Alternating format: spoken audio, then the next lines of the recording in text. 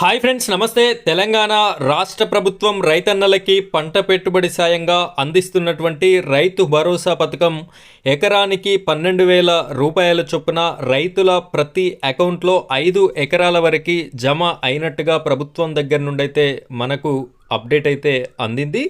ఈ యొక్క డబ్బులు ఏ అకౌంట్లో జమ అవుతున్నాయి, ఏ రైతన్నకి ఏ అకౌంట్లో జమ అయ్యేటటువంటి అవకాశం ఉంది, అదేవిధంగా వారికి ఒకవేళ జమ కానట్టయితే వారిప్పుడు చేయాల్సినటువంటి పని ఏంటి, మళ్ళీ ఏ విధంగా దరఖాస్తు పెట్టుకోవాలి అనేటటువంటి పూర్తి ఇన్ఫర్మేషన్ని నేను మీకు ఈ వీడియోలో అందించడం జరుగుతుంది. వీడియోని మీరు ఎక్కడా కూడా స్కిప్ చేయకుండా చివరి వరకు కంటిన్యూ చేయండి.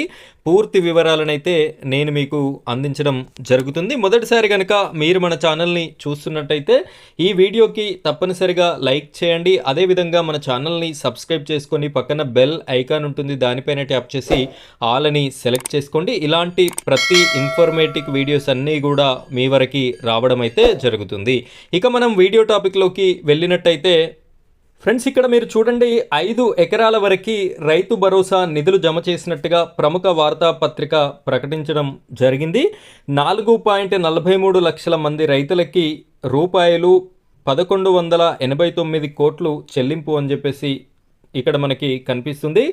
రాష్ట్ర ప్రభుత్వం 5 ఎకరాల వరకు ఉన్న రైతులకి రైతు భరోసా నిధులు విడుదల చేసింది. ఇక్కడ 5 ఎకరాల వరకు ఉన్నటువంటి రైతన్నలందరికీ కూడా నిధులని విడుదల చేసింది అని చెప్పేసి మనకి ఇక్కడ తెలుస్తుంది. గురువారం 4,43,167 మంది రైతుల ఖాతాల్లో రూపాయలు 1189 కోట్ల నిధులు జమ చేసింది. దీంతో ఇప్పటి వరకు రాష్ట్ర వ్యాప్తంగా 62 లక్షల మంది రైతులకి 6,404 కోట్లు అందించింది. మొత్తం 1,06,00,000 ఎకరాలకి పంట పెట్టుబడి సాయం అందించినట్లు ప్రభుత్వం ప్రకటించింది. అత్యధికంగా నల్గొండ జిల్లాకి చెందిన 4.75 లక్షల మంది రైతులకి రూపాయలు 516 కోట్లు పెట్టుబడి సాయం కింద అందించింది. నాగర్ కర్నూలు జిల్లాలోని 2.71 లక్షల మంది రైతులకి 309 కోట్లు జమ చేసింది. తర్వాత ఖమ్మం జిల్లాలోని 3.7 లక్షల మందికి రైతులకి 301 కోట్లు అందించింది. సంగారెడ్డి జిల్లాలో 3.13 లక్షల మంది రైతుల బ్యాంక్ అకౌంట్లో 298 కోట్లు జమ చేసినట్టుగా ఇక్కడ ప్రభుత్వం అయితే తెలియజేసింది.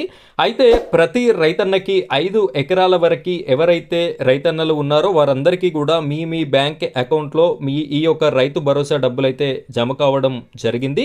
అయితే ఈ డబ్బులు ఏ అకౌంట్లో జమ అవుతాయి అని చెప్పేసిన డౌట్ కూడా కొంతమంది రైతన్నలకి ఉంది. డీబీటీ డైరెక్ట్ బెనిఫిట్ ట్రాన్స్ఫర్ కింద ఏ అకౌంట్ అయితే మీ యొక్క ఆధార్ కార్డుకి లింక్ అయి ఉంటుందో, అంటే లేటెస్ట్గా మీరు ఏ అకౌంట్ అయితే తీసుకొని ఉన్నారో, ఇన్ కేస్ మీరు ఒకవేళ లాస్ట్ ఇయర్ కనుక మీకు స్టేట్ బ్యాంక్ అకౌంట్ ఉన్నట్టయితే ఆ స్టేట్ బ్యాంక్ అకౌంట్లో పడింది అనుకోండి లాస్ట్ ఇయర్.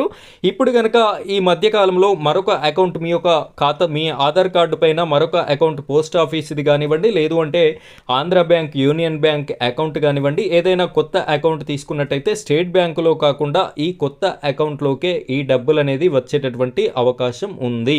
కాబట్టి మీకున్నటువంటి అన్ని అకౌంట్స్ని ఒకసారి చెక్ చేసుకోండి. అప్పటికీ కూడా మీకు డబ్బులు క్రెడిట్ కానట్టయితే రైతు భరోసా కింద 5 ఎకరాల లోపు ఉన్నటువంటి రైతన్నలకి అప్పటికీ డబ్బులు క్రెడిట్ కాకపోతే మీరు చేయాల్సినటువంటి పని ఏంటంటే, మీ మండల కేంద్రంలో ఏఈఓ గారు ఉంటారు, అగ్రికల్చర్ ఎక్స్టెన్షన్ ఆఫీసర్ అని చెప్పేసి ఏఈఓ గారు ఉండడం జరుగుతుంది.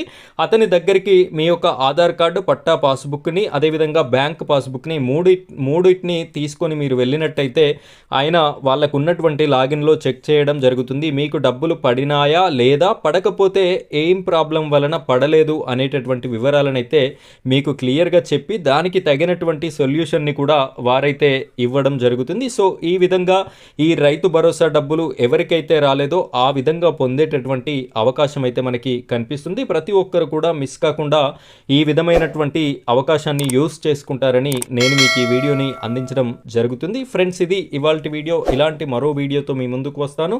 Thank you friends, thank you very much.